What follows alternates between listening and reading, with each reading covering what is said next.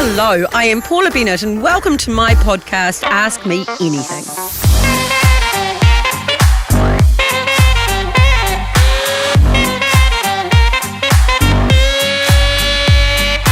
I've gone through plenty of ups and downs in my life and have learnt a lot along the way.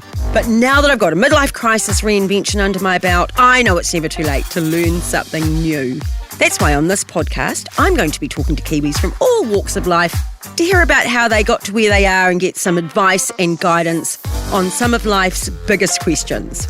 This month is Breast Cancer Awareness Month, and my guest today is an inspirational woman, ambassador for the Breast Cancer Foundation and broadcaster Lorna Subritzky. Lorna is currently battling her second diagnosis of breast cancer and has kindly given her time today to talk about her journey, but also provide some advice for those going through cancer or loved ones supporting someone through that journey. Lorna, welcome. Thank you, Paula. Very nice to be here. Looking resplendent in pink. Sort of a lilac-y pink. Yeah, I thought I'd make a wee bit of an effort. Yeah, absolutely.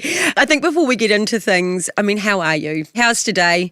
How's yesterday? Yeah, pretty good. I had a full-on weekend, went away for the weekend, caught up with a whole lot of friends, arrived late last night back home. My son and his girlfriend came over for dinner. I'm busy. Yeah. A little bit tired, but physically pretty well. And you're on a home stretch of chemo, 5 to go? Yeah, so it was 21 weeks in total. I did 3 cycles of 3 drugs for 3 weeks. So that was the first 9 weeks taken care of. And then I went on to a 4th drug for 12 weeks every single week. So that's my Friday afternoon now. Friday drug sessions are quite different to what people might think they were back in the day.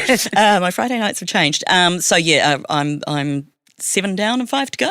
Okay. Well, we just wish you absolutely all the best.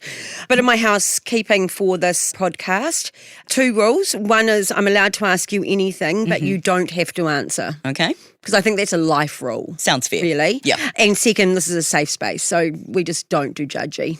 Ooh. Okay, here we go. Icebreaker. Uh-oh.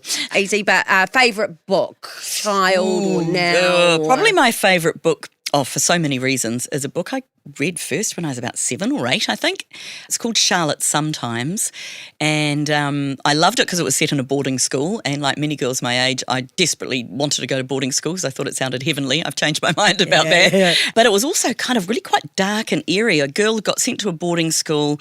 Her bed was different to every other girl's. It was really old-fashioned, and when she went to sleep at night, she woke up as another girl at that boarding school, but in 1918, a girl called Claire. And so they kept swapping places every time they went to sleep, and they started communicating with each other through an exercise book that they hid in the bed. But then Charlotte gets stuck in 1918, and it was a fascinating book, and it inspired, you might have wondered, the Cure song, Charlotte Sometimes, which is another reason to love it. But I read that book over and over when I was a kid because it just had so much in it. Yeah, I missed it. I feel like I missed something. Go read it now. I've got a copy. I'll lend it to you. Yeah, I will read it. It sounds really, really interesting. Okay, do you ever go to party trick? No, I hate it when people ask about party tricks because I feel I should have a party trick. The only thing I've got is a genetic thing, hitchhiker's thumb, so my thumbs are really awkwardly shaped. But that's not really a party trick. No, I'm a bit useless when it comes to tricks. I'm sorry. Oh, a few weeks ago at work we had a few too many drinks and I decided I could prove that I could still do a roly-poly off the couch. Oh. Yeah. Well, you haven't got a cast on, so I can't. Not too badly. I just want to say I can't, so that's definitely not my... Yeah, I'll bear that in mind next time I've had a few wines. Okay, what's the best advice you've ever been given? Oh, the best advice... more a saying than best advice, but it's kind of a mantra that my dad's passed on to me and I've passed it on to my children, and my daughter actually has it tattooed on her body, and that is, this too shall pass. Yeah. And it's great advice because it's not only about the crap stuff, it's also about the good stuff. So while you're going through good times, understand that good times don't last and enjoy them, for God's sake. Yeah, absolutely. Be in them and do what you're doing. Yeah. Okay, part 1 of the podcast, Lorna, is where we get to know you a little better. So you've been in broadcasting for 30 years. And a couple more after that, I think. Well, that's okay. You can't comment about age because we just worked out we were about the same age. We are about the same age. So we're 50-something young. Yep, exactly. Aren't we? Something like that.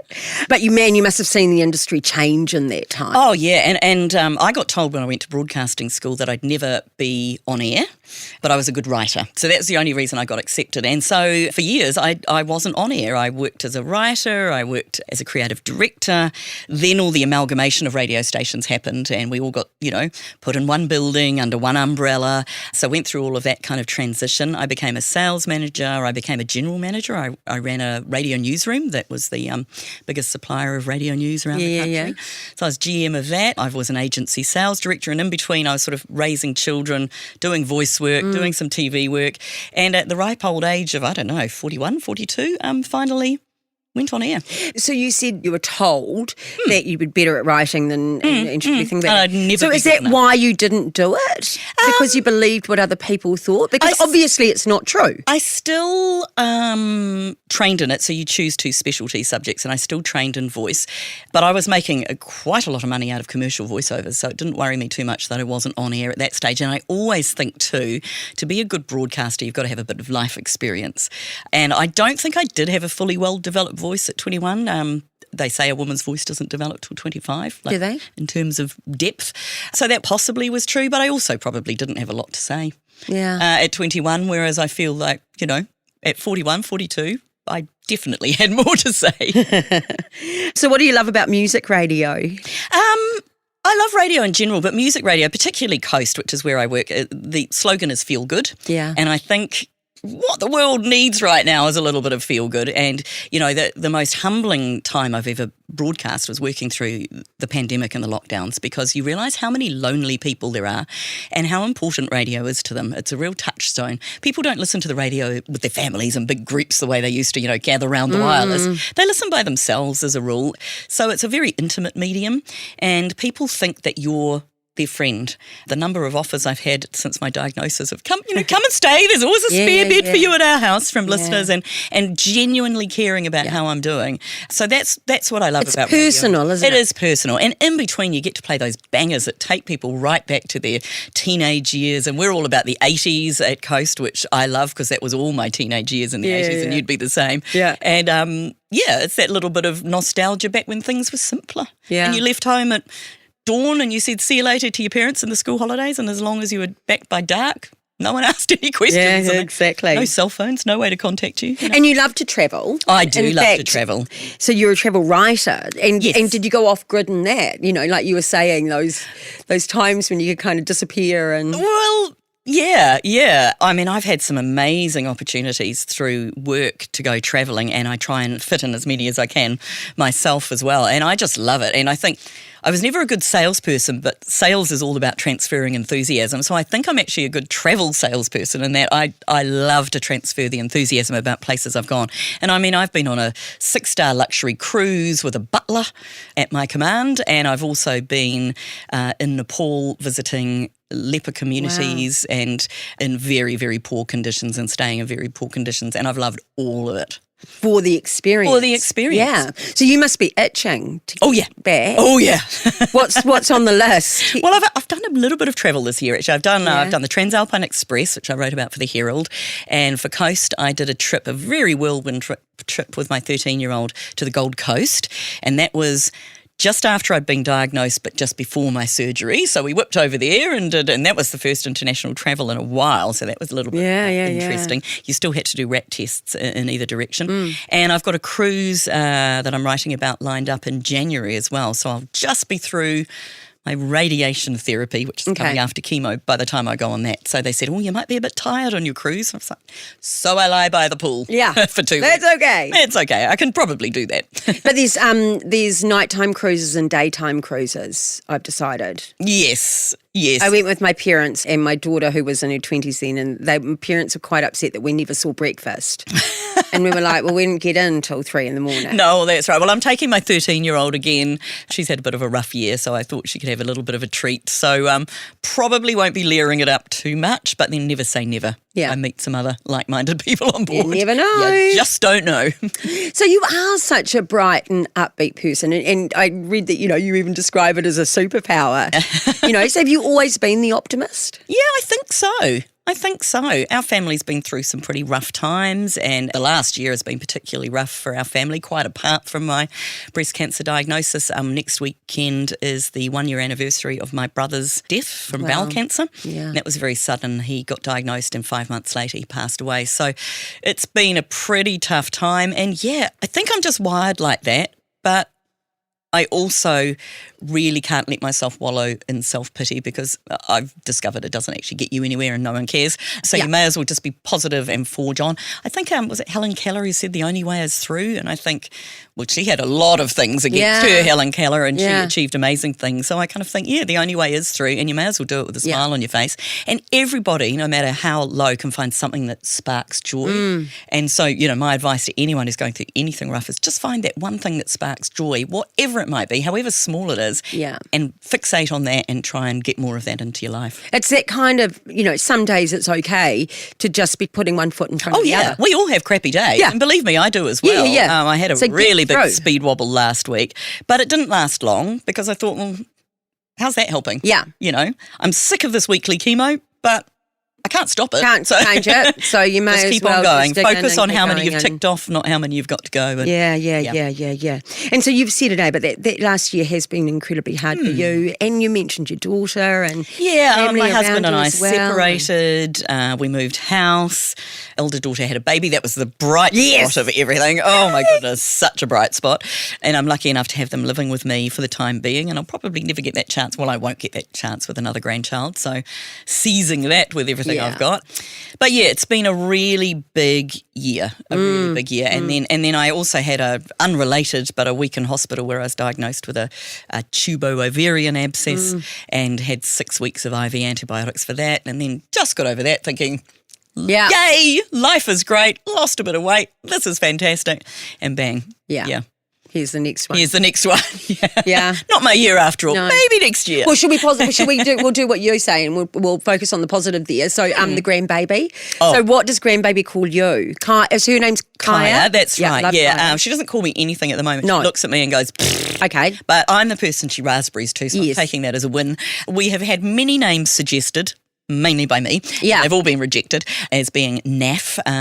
But I think the one we're going with at the moment is Gigi. Yeah. So They are working. They keep saying, "Oh, look, it's Granny Pants," but I'm really not keen on Granny or adding pants to the end of it. So yeah, I'm hoping I can just whisper in her ear. Well, I was a really young grandma, and so I kind of wanted Granny because I just thought it'd be funny, hilarious, and like everyone would kind of do a double take, and because she could almost be as my own daughter, like it could have been that age group. That's what happens when you have the first one when you're 17. So she calls me Yaya. So they all with their own names, don't they? Yeah. I thought Lolo might be kind of cute, but no, that got rejected.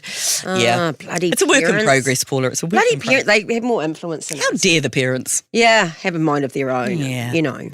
Okay, we're going to get into your cancer journey a little more up after the break, and we'll have some advice for those perhaps just diagnosed, those currently undergoing treatment, and also I think for family and friends of cancer patients too. And I have a feeling that you're going to have some strong advice on what women should be doing for their own health. Right back.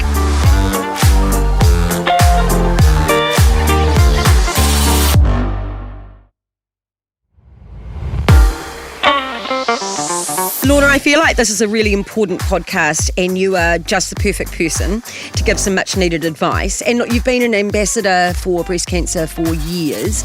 Is it important to you to use your public profile to get a message across? Oh, absolutely. I mean, I bang on about it all the time, and I think I'm very privileged to have a public platform, and so I really do need to use it to spread the word. I felt a bit fraudulent as a Pink Ribbon ambassador for a while because my first brush with breast cancer was grade 0, DCIS, and it doesn't even actually feature in breast cancer stats. So tell me more about that, someone that doesn't understand. So they found very early stage breast cancer. It hadn't spread into the breast tissue, but it was very high grade and it would have done. So they got it out and they gave me radiotherapy just to ensure that means just zapping the bad stuff, right? Yep. So it was still a little bit of a journey, surgery, a lumpectomy and radiotherapy, but it still doesn't actually count as breast cancer because it's grade 0. Okay. So this time I'm a fully fledged one with my recent diagnosis. Yeah. And how recent? So because of my first early brush, I was supposed to have yearly mammograms and ultrasounds, and that was due in December. COVID, as everyone knows, stalled a lot of appointments. So when I rang to make that December appointment, they went, oh, yes, and we can fit you in May next year. Wow. So it was May before I got seen, but 2 weeks before my diagnosis, I mentioned that I'd lost a bit of weight, and I felt a lump and thought, oh, that's okay. I've had lumps in the past. They've been nothing. Yeah. It's fine. And at least I've got this appointment in 2 weeks' time. And then, when they found it, it was a sizable tumour. So it was 38 millimetres. And it had also spread into one of the lymph nodes. So they removed the tumour. They removed 18 lymph nodes. Yeah. And because it was in just one of those, hence the chemotherapy. Yeah. Yeah. And do you feel like that, because it would have been 5-6 months when December to May. Does that feel frustrating? And I know there's, a lot of women out there now that are waiting for mammograms or are worried, and should they be? Yes. Well, see, there's no clear answer to that. No. I mean, I could go, look, if you'd seen me in December, this would have been caught earlier. It wouldn't have necessarily got to the lymph nodes. I could have been spared chemo. But there's actually no guarantee, the way it was growing, that it was even there. Wow. Because it wasn't there 15 months earlier. And it grew between the time when they found it on the ultrasound and when they removed it. It had grown in that time. So, and how was that quick? Was that relatively weeks? That was weeks. Wow. Yeah, that was literally a few weeks. Okay. So if it hadn't been picked up in December last year, then I'd be waiting till December this year to have it found. And goodness knows how large it would have been then, or what might have happened with the lymph nodes. So I've just got to kind of think, again, you can choose to be, what if that had happened? Yeah. I might be okay. Or you can go, thank God I got found now before it was any worse, and I'm just lucky. Yeah. I'm just lucky I'm being treated. And so what has treatment been like for you? I mean, what's the hardest part? I guess the hardest part is probably the mental aspects of it, of thinking, gosh, it's back. And with any cancer diagnosis, there's no guarantees. They're not going to go, oh, well, you do this, you commit to 21 weeks of chemo, 3 weeks of radio, 10 years of drugs. We can guarantee that you're never going to get breast cancer again. They just can't do that. And the other thing that's actually quite difficult is worrying about my daughters. I've got a 22-year-old daughter and I've got a 13-year-old daughter, and my son as well, because my brother died and my father's mother died of breast cancer. They're keen to investigate a genetic link, which probably won't be BRCA, but there's a number of other genetic diseases that can be there. And so, you worry about the ramifications for your children with whatever that might throw up, but that's still to come. I won't worry about that just yet. No, we need to look after you for now and get you through. So you've got 5 more sessions of chemo, then a little tiny break, just a tiny break, and then 3 weeks of daily radiation. Okay.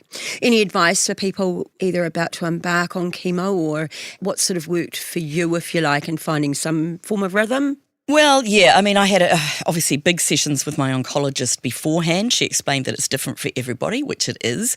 She explained, we've had conversations about it recently, that patients responding to chemo are kind of like anything else, like a bell curve. So there's some, just 1 or 2 down one end that are very unwell, can't work. Most people are somewhere in the middle with various side effects, and then there's 1 or 2 up the other end, and I appear to be up the other end. So really? Apart from all the hair loss, I've been doing really well. I never got morning sickness with babies, and apparently that's one of the precursors, and I don't get travel sick. So I guess kind of an iron stomach. So that's one of the reasons I think I've tolerated chemo so well. Because I must say I was surprised when you said, your treatment on Friday, and then you had that busy big weekend. I was like, wow, most of us would think you were spending the weekend. I drove myself from chemo to the airport, got on a plane and flew down, and then met a girlfriend for a wine. But I know that this is really unusual, and not everybody can do this. But my oncologist said, whatever you're doing, keep doing it, because it seems to be working. I'm trying to eat better. I'm trying to sleep more. I need to sleep more. I'm definitely more tired. I'm trying to keep active, because that's really important. The biggest advice my oncologist gave me, and the biggest advice I can give to anybody else who's got any kind of cancer treatment in the future, is do not Google, which when she told me that, I was like, oops, a little late, but I try not to. And just try and take one step at a time. Don't try and leap ahead. Like, I'm not worrying about the radiotherapy just yet, even though I had quite a bad reaction to it last time. I'm not worrying about the drugs, even though people have horror stories about, hormone drugs. I'm just focusing on the chemo, because I had horror stories about that, and it's been okay. And I'm getting through it, and I've only got 5 to go. And as you say, everybody's journey's different. Everyone's going to react differently. You don't know what yours is, worrying about it before you even get there. Yeah. In a nutshell, which I'm not very good at nutshelling things, but if I could just, my big blab into a nutshell, is listen to the experts. Your oncologist is there. They have prescribed you something specific for you and specific for your cancer. Even breast cancer women have different treatments. Many different treatments. And different drugs. Chemotherapy can be all sorts of different drugs. Yeah. My chemo might be different to another lady next to me's chemo. So just listen to your oncologist, talk to your oncologist. They listen. They are really good. And the other thing I've learned is that for every side effect, apart from the hair loss, there's something that can fix it. Yeah. So you get nausea. And what about, and I think that's a message for those of us that know and love people that are going through cancer treatment as well, is that Nikki Kay has talked publicly. So, but her treatment was completely different, and yet she had a very advanced case of breast cancer. But she didn't have chemo, and so she didn't lose her hair. And people almost felt like it wasn't real. Yes, you know what I mean? Right. So they were kind of kind of judging her on that. And she was kind of like, there's the odd day I thought, you can't win. I feel like I should almost shave my head so that people will see that, as you say, everything is individual. So do you mind questions about it? Oh, gosh, no. No, absolutely not. Having said that, I am a little bit vain. I have no eyebrows and eyelashes left now, and I look awful, I think, without them. And so I wouldn't go out in public without my eyebrows drawn on and some eyeliner pretending to be eyelashes. So I'm a little bit vain in that regard. But I think it's kind of obvious I'm a bit bald. I was at a big event a couple of weeks ago. It got very hot. I had a great hat on, but I took the hat off and just thought, I am where I am. Bugger it. Yeah. And, there's the odd sort of look and people whispering, but I'm hoping they're whispering in a good way about, she's, she's obviously going through chemo and this is fine for her to do this. Yeah. I don't think there's a stigma. And I thank goodness don't have a weirdly shaped head. I don't think there's don't you? I didn't know till all the hair came out, but I don't think there's any weird lumps around the back. It seems to be all right. Oh, well, there you go. You're lucky with that one. My best friend's a hairdresser. She said, don't ever shave your head. For charity, she said it will not work for you. It's not good. But you went for the fabulous pink hairdo for a while. I loved that. I was very sad when that came out. Sadder when that came out than losing the long blonde, actually. It just reminded me of my youth again, and it was a bit of fun and a bit funky, and that'll be growing back eventually. But I understand it's going to grow back with little chemo curls to begin with. So it'll probably look like a bad granny pants perm to start with, but hopefully we'll get it looking funky before too long. Now, you mentioned your dear brother and his death recently to cancer, and so you're really on both sides. You're going through it, and you've been someone that's loved someone going through it. So is there advice to people that are loving people like you as to what they can do to help support? I asked the question, are you sick of talking about it? Do you want everyone to ask you how you are all the time? Do you need some laughs? I mean, what's important to you from the friends and family? I would far rather that people ask how I'm feeling than don't ask anything at all, because I have had some friends that have really, I guess they feel awkward, or maybe they don't know what to say, or maybe they think I'm sicker than I am, and they have not been in touch at all, which is quite weird. And then you get the other friends. A friend had a function last week. I hadn't seen him in a while, but we've been messaging regularly. Gave me a great big beer hug. He'd had a couple of beers, and he was like, oh my God, we all love you so much. And it made me cry. And I was like, oh my God, I'm not dead. I'm not dying. I'm going to be okay. But it was, he obviously wasn't reassured that I was going to be okay, and so that was a little bit tough. Too much emotion. A little bit too much emotion. I love Yeah. people who just ask, how are you doing? How are you feeling? Are you tired? If you're at a function, would you like a seat? Most of the time I'll be like, no, but thank you. It's very kind of you to offer. And just, do you need anything? Treat do you need me like food? a human being. Well, actually, do you need anything's not a very good question to ask somebody like me, because I'll just go, no, I'm fine, thanks. What I have loved, because the one thing that's been incredibly helpful, because my daughter had a baby just when I was diagnosed as well and going through all the treatment. So we had a newborn baby and sick mum, was people making dinners for us or buying dinners for us. And so I'd have friends that go, Friday night next week, I'm doing dinner for you. Just write it down. I'm making dinner for the family. Yeah. Don't come to the front door. I'll just drop it off at the doorstep. Yeah. And that was amazing. That really was incrable. So rather than going, do you need anything? Going, I'm going to make you dinner. Or I'm going to. if there's somebody with a young child, I'm going to take Yeah. little Johnny to the park Yeah. so you can have a few hours rest. You're not tempted to use it a bit to like get your gardens done or anything like that? Damn it, why didn't I think of that? Yeah, my dear uncle died and we were very, very close, and my cousin and I, we just thought he would find it quite amusing. So we literally got, what can we do? Oh, well, actually, the people are coming around, the gardens would be good. And then another cousin makes an awesome cheesecake. And so we were like, we'd both really, we're going through a traumatic time. Can we have cheesecake? So you know what? We're in a rental property and the gardens are terrible and we're going to need to clean them up before we leave. So problem solved. I just hope my friends aren't listening to this. Yeah. They listen later. And then when someone goes and I do something, well, actually, I'd feel so much better looking at a lovely Here's a garden. spade, here's a lawnmower, away you go. I mean, a lot of people don't know what to say. I mean, you've sort of It is on hard. it, and it is hard. Also, the other thing, like what not to say is please don't tell me about your friend who also went through breast cancer, who had a double mastectomy and did chemo and still died. No. Yeah. Please don't tell me that. Also, the advice of, my brother, and I kind of get why he did, my oldest brother, said, and he's obviously, because we'd already lost one brother to cancer, then this happened straight on top. He goes, oh, well, you'll be immediately getting a double mastectomy, won't you? You'll be whip them both off. And I went, no, well, actually, my breast surgeon says I don't necessarily need to, and had a lumpectomy one side, lumpectomy the other side, with a bra on or a swimsuit on. You'd never know. And it's not like, my topless days, which I never had anyway, are well behind me. It's not about wanting to keep my breasts so that I look fantastic. It's more just that it's major bloody surgery. Yeah, sure. And it's 6 weeks off work and I love my job and I don't want to take 6 weeks off. It's hard for my family. I'm a solo mum of my daughter.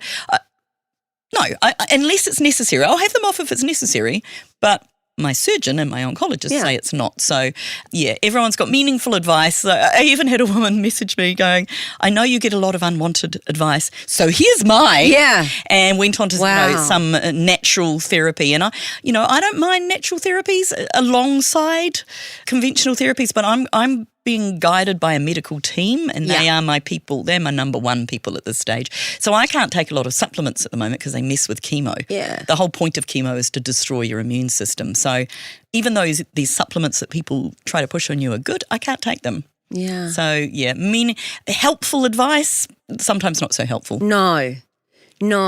So caring, considerate.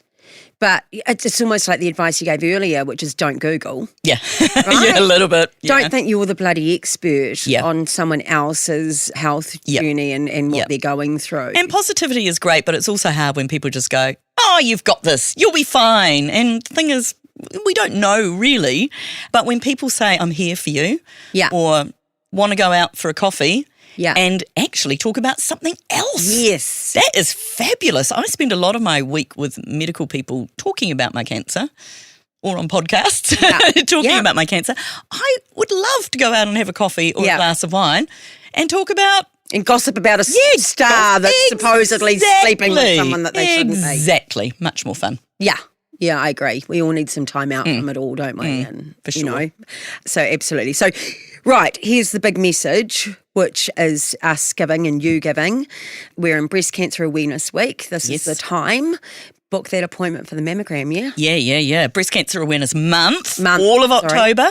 Yep, women 45-69 are eligible for free mammograms every 2 years, but the Breast Cancer Foundation does advise over the age of 40, if you can afford it, book one every single year because early detection saves lives. It's as simple as that. And my very early breast cancer caught through a mammogram. I had no idea that was there.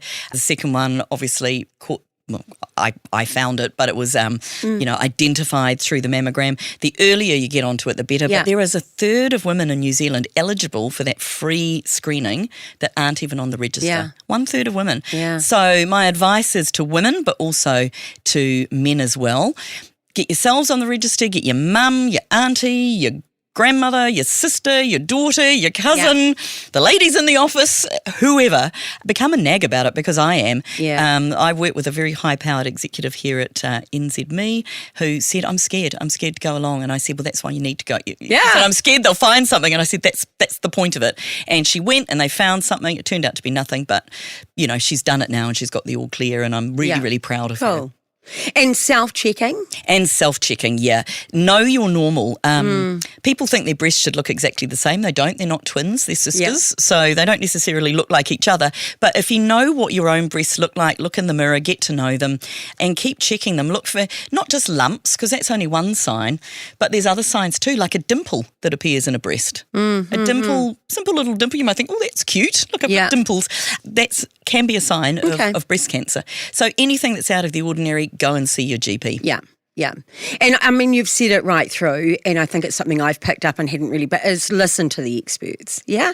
Go and get the advice. Go and talk to those There people. has been such a huge advancement in breast cancer research. It's the most studied cancer on earth. In the last 20, 30 years, they've made massive advancements. No longer does it mean you're going to die if they find breast cancer. It can be quite simply and easily treated. Might not be a lot of fun losing your hair for a while, but boy, it gives you some stories and some great photos to laugh back on later. I'm hoping. Yep, absolutely. Okay, the podcast is called Ask Me Anything, and I've done all the asking, so this is your opportunity to ask me something if you would like to. This is tough because I have a feeling, you probably will answer most things. I was going to ask you about your biggest regret, but I actually feel, again, like me, you're probably somebody who doesn't regret a lot. So I wanted to ask you, because I was talking today on the radio about the first album I ever bought, and for me, I bought it at the age of 10. It cost $8.99, a bargain because it was a double album, and that was the Grease soundtrack. And I had posters of John Travolta on my bedroom wall. So I wanted to ask you, as a youngster, what was the first album you remember buying, and who did you have on your bedroom wall? John Stamos. Oh, yeah. Thought Full he House. was really handsome. Now, what a head of hair that man. Still does. Still, I was going to say. Still does. You can still see that good head of hair, that's for sure. So, little known fact, but I played Rizzo in my school musical of Grease. Really? The bad girl? Imagine my surprise. Oh, of course Not Sandra Dee.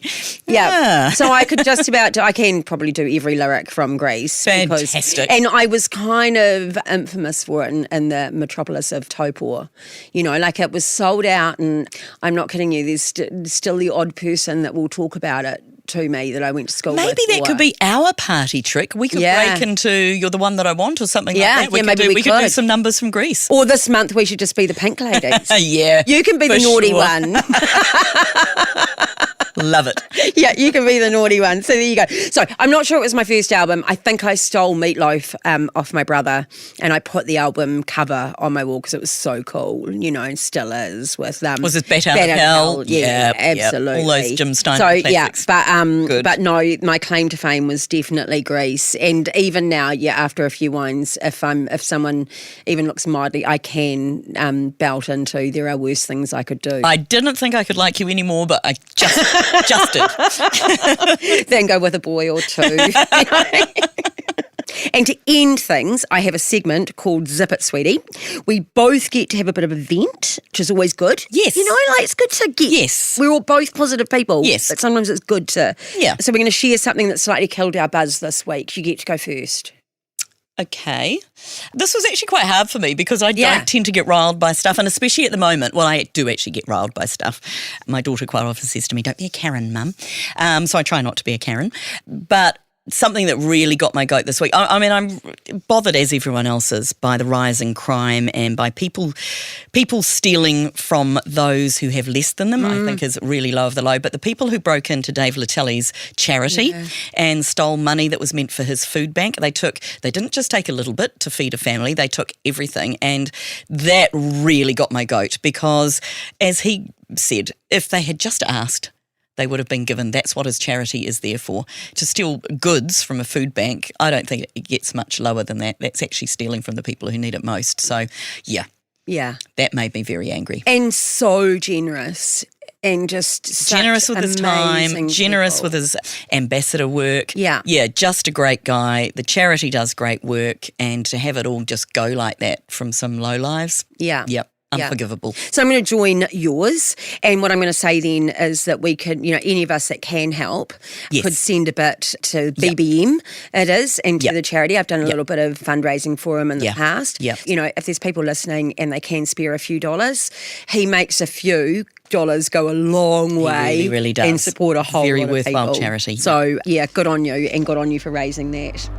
Lorna, thank you so much for sharing your story today and for being such an amazing ambassador for the Breast Cancer Foundation. And we're in the month, right? So this is it. And you're doing your own podcast. Where can people find you? Well, they can find us probably the easiest way is on iHeartRadio. Look up We Need to Talk. This is Tony's Street series, but I'm sort of taking over for a little bit. 4 mini episodes, We Need to Talk Breast Cancer. And yeah, that's the easiest way to find us on iHeartRadio. Cool. And they can, of course, find you on Coast FM. They can indeed. Yeah. And for more information on breast cancer in New Zealand, go to breastcancerfoundation.org.nz. Hey, and that's it for another episode of Ask Me Anything. You can get in touch with me by emailing paula.bennett@nzherald.co.nz. Please feel free to send me through your questions for the podcast or any thoughts you have. You can also find me on Facebook, Instagram or LinkedIn. Make sure you follow Ask Me Anything on iHeartRadio and go and check out Lorna as well, or wherever you get your podcasts. And you can also read my weekly column in the Herald on Sunday. I'm Paula Bennett. Ask Me Anything. Goodbye.